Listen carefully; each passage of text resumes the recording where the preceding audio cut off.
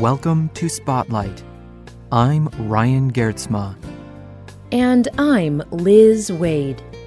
Spotlight uses a special English method of broadcasting. It is easier for people to understand no matter where in the world they live.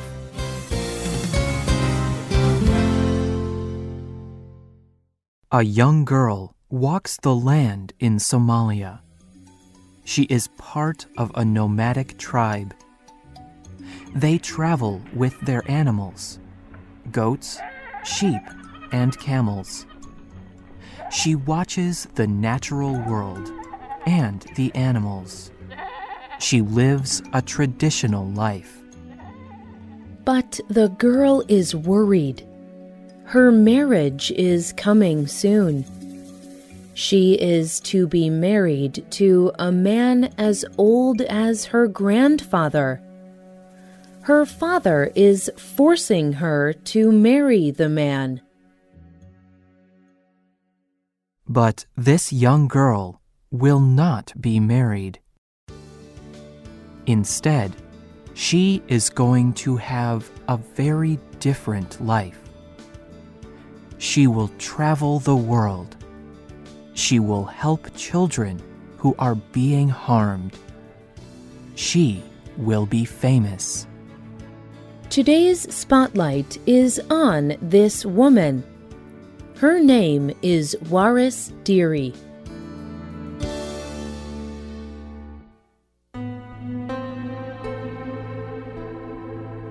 The name Waris means desert flower. A desert flower can live and grow where nothing else can. It can survive bad times with no water. It flowers again when it has water. This name describes Waris Dirie well. She has survived many bad times and situations. When Waris was 13, she was supposed to marry a much older man. Her father had prepared this marriage. But Waris did not want to marry such an old man. She wanted to decide for herself.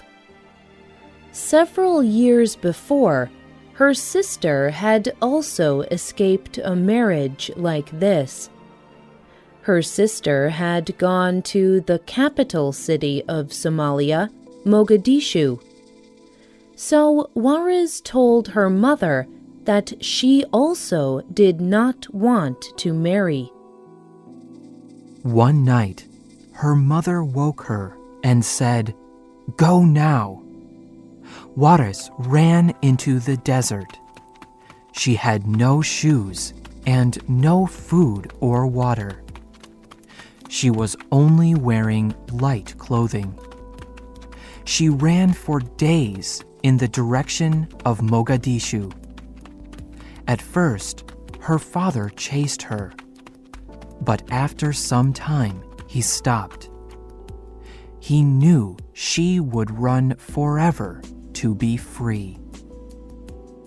Waris arrived in Mogadishu and her sister's house. But she did not stay for a long time. Soon, she left for the city of London.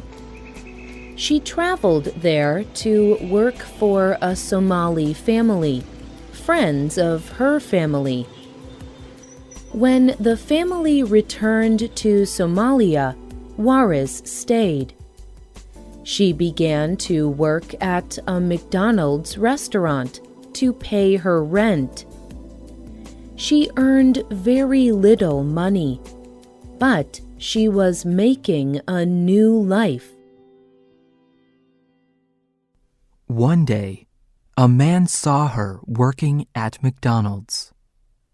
He was a photographer. He believed she could be a model, and he was right. He took pictures of her, and soon Waris was working as a clothing model. Waris had her first modeling job in 1987. When people working in fashion and design saw the pictures, Waris got lots of work. Major companies like L'Oreal, Levi's, Revlon, and Chanel all wanted her to model for them. By 1997, Waris was very well known. She was a model for many different companies. Writers and journalists wanted to hear about her life. She had talked about some things, but finally, Waris decided to talk about a very difficult subject. Waris first talked about her past to a writer from Marie Claire magazine. Waris began speaking about female circumcision.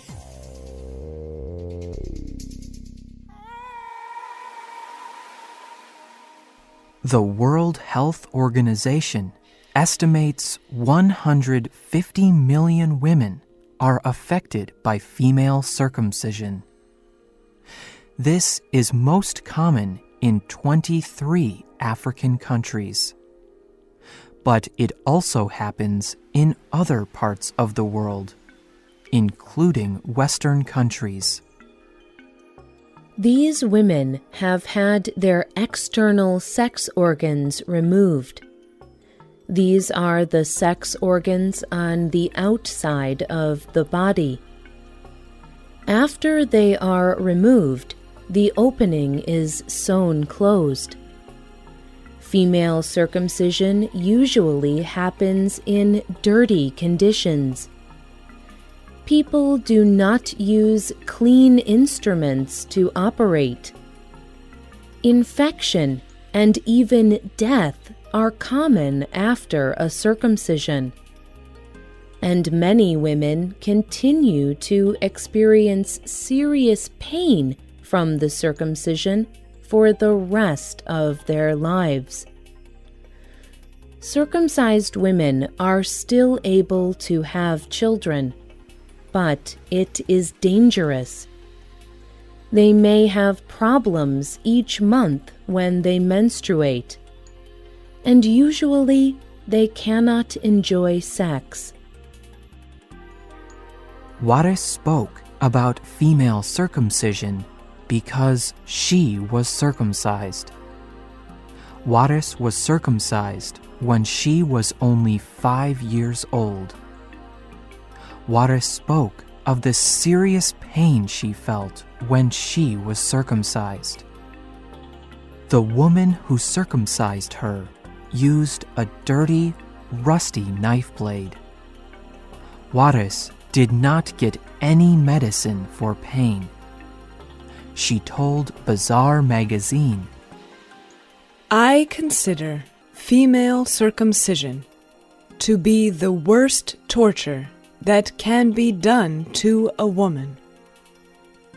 It is impossible to describe the pain."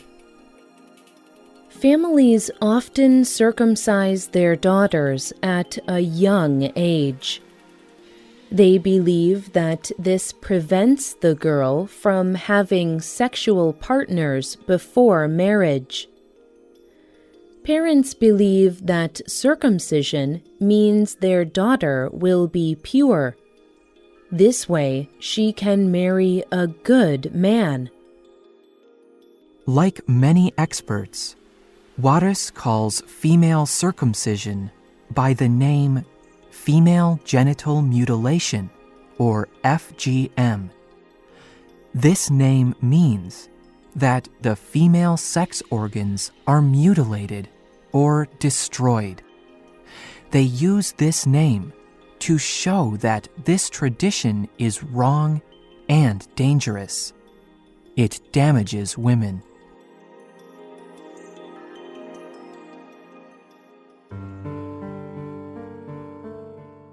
People all around the world heard about female circumcision because of Waris Dirie. She shocked the world by speaking about how common circumcision is. The United Nations appointed Waris Dirie an ambassador. She now travels the world talking to politicians, writers, famous people, and health organizations. She speaks about the danger of female circumcision.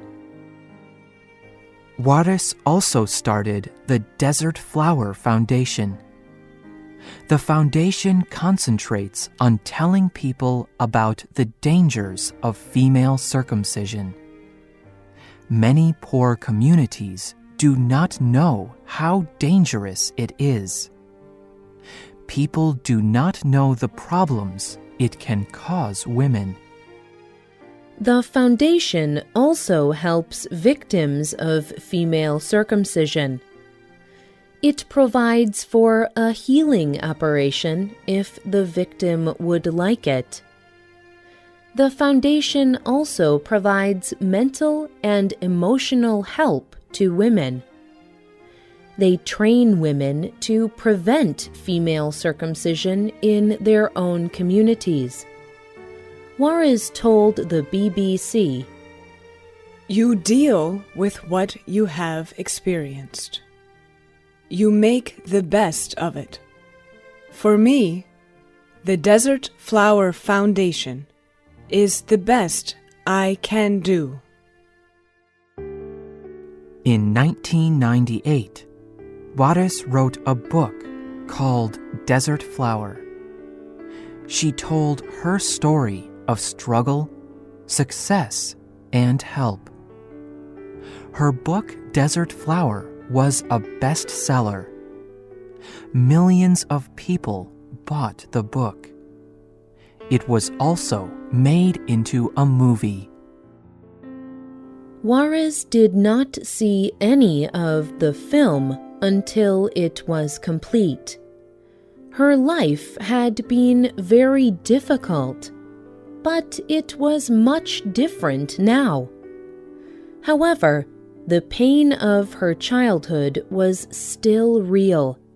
She told Bazaar magazine, I was moved and shocked when I saw my childhood as a film.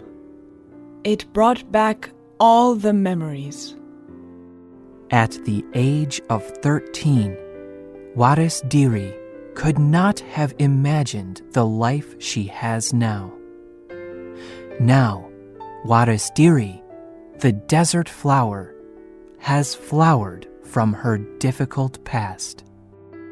The writer of this program was Johanna Poole. The producer was Michio Ozaki. All quotes were adapted and voiced by Spotlight. You can find our programs on the internet at www.radioenglish.net. This program is called The Desert Flower, Waris Dirie. We hope you can join us again for the next Spotlight program. Goodbye.